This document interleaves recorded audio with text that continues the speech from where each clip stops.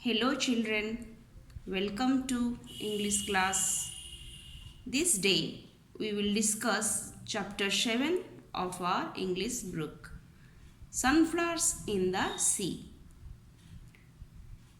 This is a picture story with the theme Be happy with what you have. A starfish who loves her home in a shallow pool. Shallow means not deep. The crab, who also lives in the same pool, is unhappy and dissatisfied.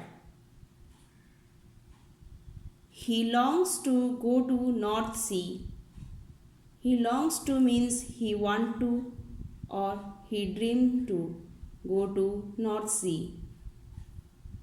The story opens up a colorful world of sea creatures. Here are the main characters of this story. Sona the starfish, Kyle the crab, Ellie the sea urchin, Ellen the sea anemone and fish. Sona was a bright yellow starfish that lived in a shallow tidal pool at the edge of the North Sea. Here, tidal pool means a pool affected by tides, the rising and falling of the level of the sea water twice a day. She looked just like a sunflower with her 5 star legs pouring out from the center, much like petals. Here the starfish is yellow and its arms look like petals of a sunflower. Her color added beauty to the pool. She was a happy starfish, never complaining about anything.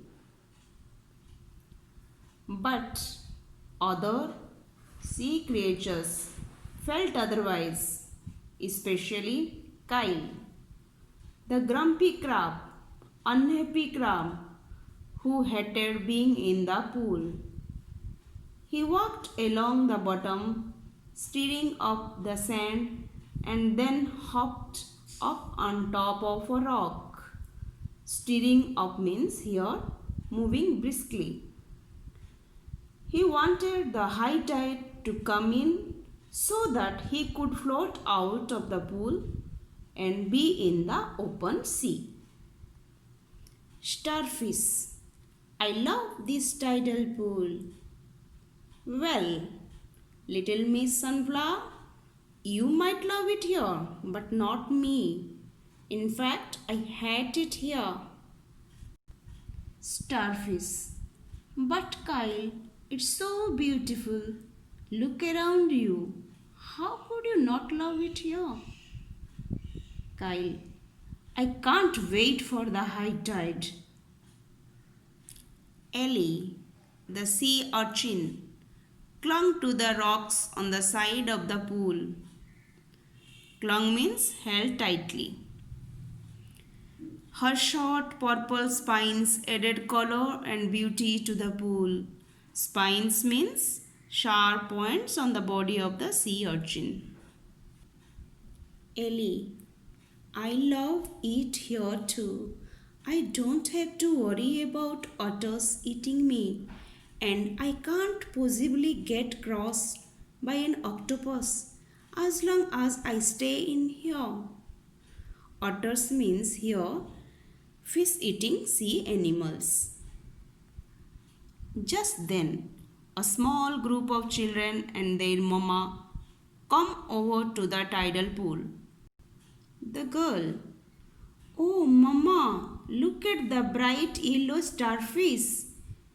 It looks like the sun is shining under the water. Can I touch it?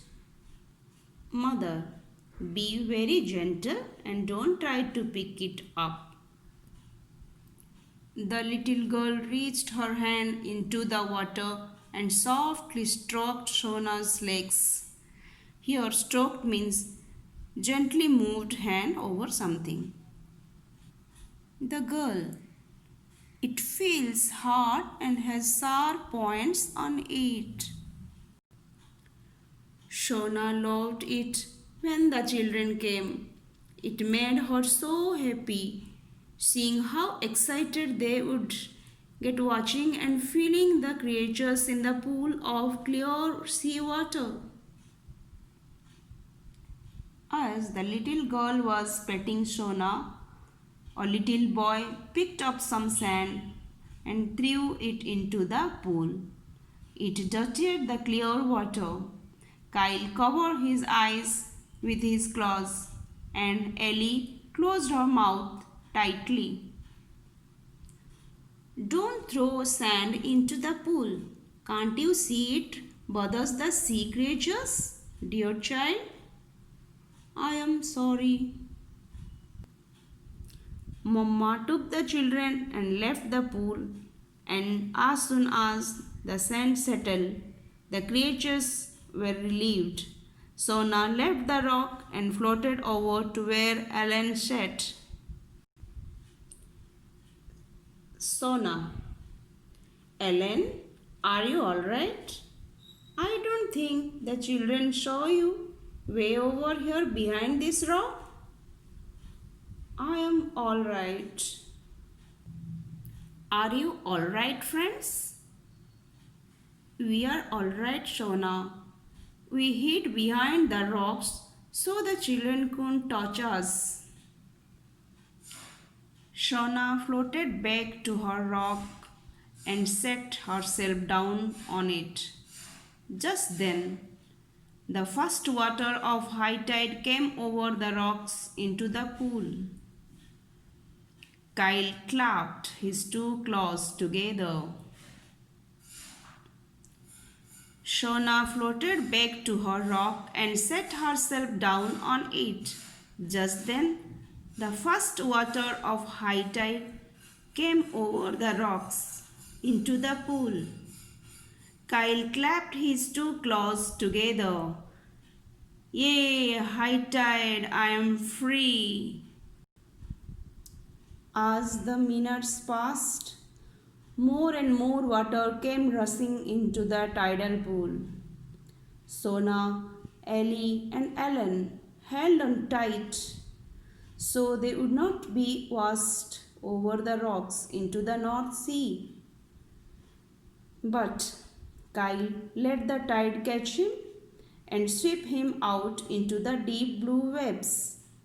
He laughed with delight. Very happily he laughed. Shona could see jellyfish swimming above. She watched as the seaweed gathered into clumps and washed in upon the beach. She also saw pieces of driftwood rolling in on the waves. Towards the sand, seals played in the waves above her. Dolphins jumped in and out of the water, frolicking in the floating seaweed. Here, driftwood means pieces of wood floating on water, and frolicking means playing about cheerfully, making fun or merrymaking. The next morning, it was the little pool once again. Shona looked around. Ellen was still there, his body clinging to the rocks. Ellie, the sea urchin, was still there. Shona could still see the tiny blue fish swimming through the clear water. Then she heard.